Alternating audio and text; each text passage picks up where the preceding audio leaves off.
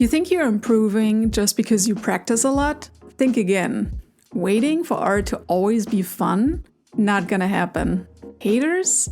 Sometimes they're right. These harsh truths can be really bitter to face as an artist. But here's the thing, accepting them can lead to growth and resilience. You'll be able to work smarter and stop stressing over things you can't control. So today, while I work on this colorful illustration, let's talk about the tough realities of being an artist and why embracing them can lead to a healthier creative mindset. All the materials I use are linked in the video description below, and now let's get started. Number 1 in the list, and I know this can be a very bitter, brutal truth and might be a bit controversial, but haters can be right. And I use the term hater here to generalize a group of people with intentions of bringing you down to lift themselves up. I'm sure during your life you encountered plenty of situations where people voice their unfiltered criticism towards you. They either feel bad and miserable about themselves, so they project it onto you. They might even be jealous and express it in the form of negative opinions about your person or your craft. Or they might simply think they're above you and want to make a statement showing they know it all. Really annoying. And we can all agree it takes confidence to not let it bother you too much and just move on. But what if there's a tiny truth hidden beneath all that layer of negativity? I've had a few situations in my life when I discovered someone who clearly just wanted to bash me was still right about what he said, and it was really bitter for me to realize. I'll give you some examples. When I was looking for a job as a graphic designer, I got invited to a job interview by a company with a pretty good reputation. And this is art related because I had some of my art included within my portfolio because it can actually be beneficial to show you have some illustration skills. So when I arrived and sat down with one of the heads of the company, within the first sentence he said, "Just to be clear, I didn't invite you because I have a position to give away. I invited you to tell you that your portfolio is really bad." And of course, thinking back, I should have immediately recognized the red flag and left the building, but I was young and naive and open to criticism and thought I might get useful feedback. Well, I thought wrong, and up to this day, this was a very shocking encounter for me. This person, this fancy designer boss, invited me just to tell me my portfolio was really bad and especially that my art is total crap. Back then, I was experimenting with a style in between semi-realism and anime, I guess. And he literally said, "By the way, you should change your direction and stay with purely anime style because at least anime is better than this." And he said it in such a disgusted tone. I will never forget this meeting and how crushing it felt for me. But all mean behavior aside, he was right. If I'm brutally honest with myself, my art was in a weird spot and not ready at all. He was right. He had a point. So what I learned from this is that I can separate rude behavior, which intends to put me down, and facts I should acknowledge. I have another example where I got a comment on one of my previous videos, and I don't consider this hate, but it falls into the category of impoliteness and unnecessary negative speech. If you wanted to give constructive criticism, there's always a way to express yourself in a polite, positive tone, but in this case, this person just really wanted to let me know how poorly she thinks of me. But the thing is, I agree with what she said. I don't agree with how she said it, but with the raw point she made.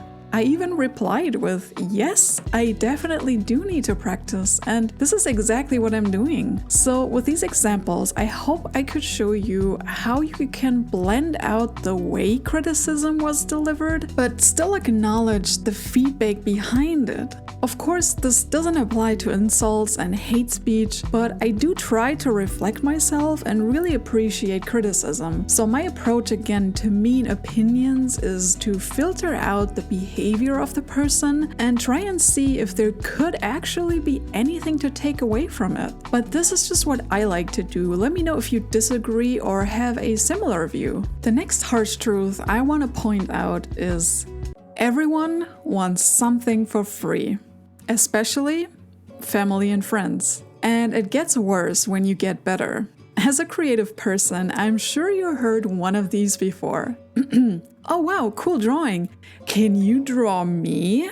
Or we have an amazing job opportunity for you and are excited to offer you a request in which you totally work for free for us and we won't pay you anything in return. Haha, people will always try to get something for free from you. I say, let them try. What I personally learned is set borders. The earlier, the better. And I think with clear borders, you even present yourself as more valuable and not as someone who accepts anything, which then means everyone always comes crawling to you whenever they want something done for free. This can be hurtful, but they're just using you to get what they want. And it can be even more hurtful when those people are the closest to you. Let me be clear here. If you're someone who loves creating art for your family and friends whenever they want it, don't feel addressed here, and that's wonderful for you. But the reality is just that in scenario 1, where you want to make a profession out of your form or hobby, you cannot afford free work.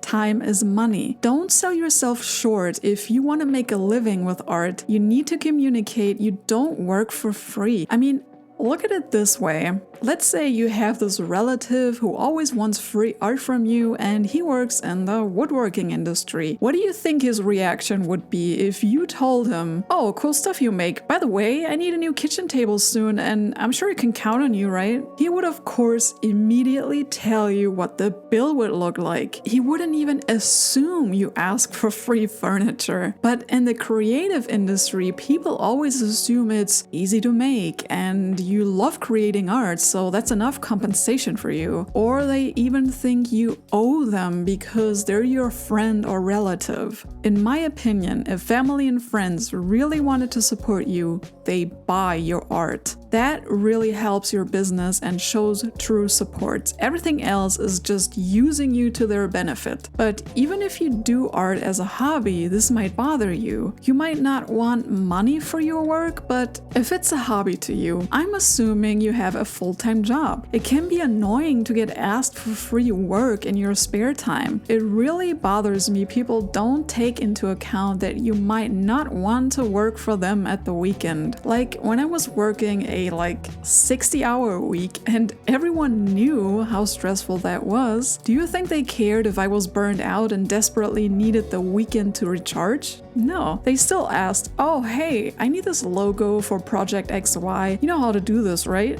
Or, "I need you to make a flyer for me. I don't know anyone else." Really flattering. And in the past, I accepted this because it would have been emotionally harder for me to say no than to just do it. This was a mistake.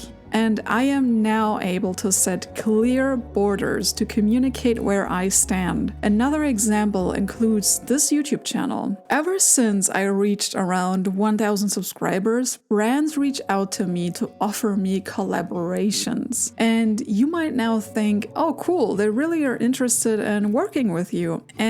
Wrong. They are interested in free work. Up until now, I declined these inquiries because most brands are looking for influencers doing free review videos in exchange for products. A full YouTube video, which is oftentimes produced within, let's say, 20 to 30 hours, is worth so much more than a single product they send you. With one person ordering one product recommended by the influencers, the brand is already even again and you are left with a free marketing video for said company. It's free for them. And I don't play along. Artists need to be paid and art as an industry needs to be more respected by people and companies who clearly want something from you. So I hope with setting clear borders we can lift up this for free image people have about art. Moving on to my next harsh truth. Art isn't just fun, at least if you aim for progress and improvement. Of course, you can create art with just the intention of having fun. This is totally valid and I respect it. But if you're looking to improve, become better and bigger, you will face struggles which are not fun. I believe art isn't always fun because real growth requires discomfort, discipline, and repetition. I'll show you an old sketchbook of mine in which I had a lot of fun, but I can tell by the end of it I did not really improve. You can see I drew a lot of the same faces, similar angles, similar expressions. I had fun with creative elements, but did not challenge myself at all in any way, and it was a bitter pill for me to see no improvement after being very active in drawing for a long time. And with all the drawings I did, I can clearly tell I actively avoided exercising and working on fundamental skills. No pain, no gain. But I didn't want any pain. I just wanted the fun. I 100% had a big fear of failing, which is ironic because I still failed all the time. So why not just fail productively? I wanted progress, but I was hoping it would just come to me randomly. But the harsh truth is you have to make it uncomfortable from time to time to challenge yourself and your perspective. I only realized this the past few years with stepping outside of my comfort zone. I can gain new knowledge and expand my base skills. Mindful practice is key here, not just doing the same thing over and over, turning your brain on while studying, analyzing how relationships of facial features work, shadow, values, shapes. This can be exhausting and a lot of work, but it will be worth it because you will improve. There is no way you wouldn't if you keep facing problems and solving them. We grow with overcoming problems, and art is no exception. So I like to challenge myself from time to time, leave my comfort zone and make it unfun to see if I can take away something useful for the future. And since we just talked about improvement, my next harsh truth I had to face is you will stagnate.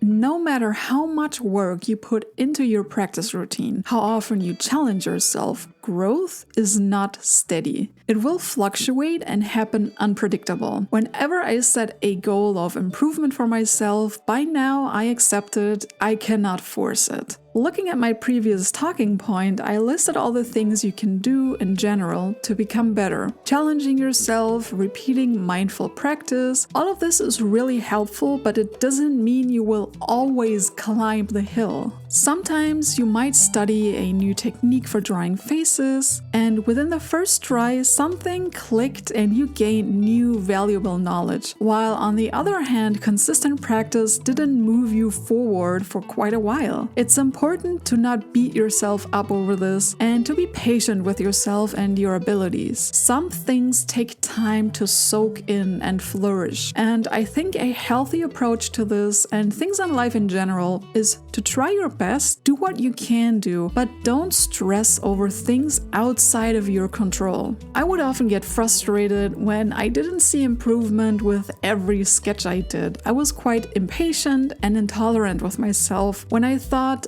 I did everything I could and didn't find an answer to why I was not making any progress. What I like to do in this case is to revisit old artwork, which actually shows me how much overall progress I already made. It gives me motivation to see the next big step, but I don't expect it to happen tomorrow. You might have a few years in a row where your results are on a relatively same skill level. Meanwhile, you might have a time span of a few months in which you make your biggest progress. It's not important to make the same amount of progress every drawing. Don't have too high expectations. What matters is that with each drawing you learn or discover something about yourself, which will help you in the long run. It doesn't have to be mind-blowing knowledge. Allow yourself to not having pressure to make big steps forward every time you create art. Be proud of where you are and look at where you have been before. You won't grow steadily, and that is totally natural and acceptable. And my last harsh truth for today is nobody owes you attention. This of course heavily resonates with social media, but it's also applicable to real life. As artists nowadays, we often feel sad and annoyed when people don't care about our art. But the truth is, just because you have, let's say, amazingly executed drawings doesn't mean people will care about it. You have to make them care. Attention is earned, not given. We have to make the audience care about our work. It took me very long to realize this, as sometimes, especially on social media, everything can seem a bit random and unpredictable. The best thing you can do is to offer art which potentially resonates with people. This can mean visualizing emotion, a story, or simply something which is relatable. Pure skill does not guarantee you an audience. I'm still trying to find my artistic voice, and this channel showcases my journey with this, but I know it is important to give people some kind of value with your art. Give them something to think and feel. You are not entitled to get swarmed with attention just because you feel like you deserve it. Marketing plays the biggest role nowadays. We have to learn to create visibility for our work. If you think about it as an uncontrollable random factor, you will feel helpless, just like I did for years in the past. Nobody owes you attention and admiration. Even your family and friends won't love every single thing you do, and you shouldn't blame them. They have their own interests and struggles, and not every artwork speaks to everyone. What I learned to accept is that people might only like a very few selected artworks from you because others are simply not as intriguing for them. And that is totally fine. You can't expect people to like everything you do. It should be enough for you if you have people checking out your work every now and then, maybe even showing support every few weeks. Don't have your expectations set too high. The best you can do is to be consistent and patient. To me, a few people who deeply care about my art are worth more than 100,000 subscribers on social media just to have a number. Social media will come and go in waves, and right now we even notice a big social media fatigue, and I can't blame people because I'm tired of it as well. With infinite content flooding our devices, we can simply get sick of doom scrolling and shallow images. Don't even bother being annoyed. Do your best to make art which you really care about, and people will notice. It may take time and a lot of dedication, but be grateful for the attention you get instead of demanding more attention. Make them care. And this sums up the harsh truths I wanted to share with you. It clicked for me once I realized how I can accept these to reduce the amount of pressure, fear of failure, and frustration. I hope you could relate to some of these, and if you have any more to add, please let me know in the comments. That's it for today. I hope to see you in the next video.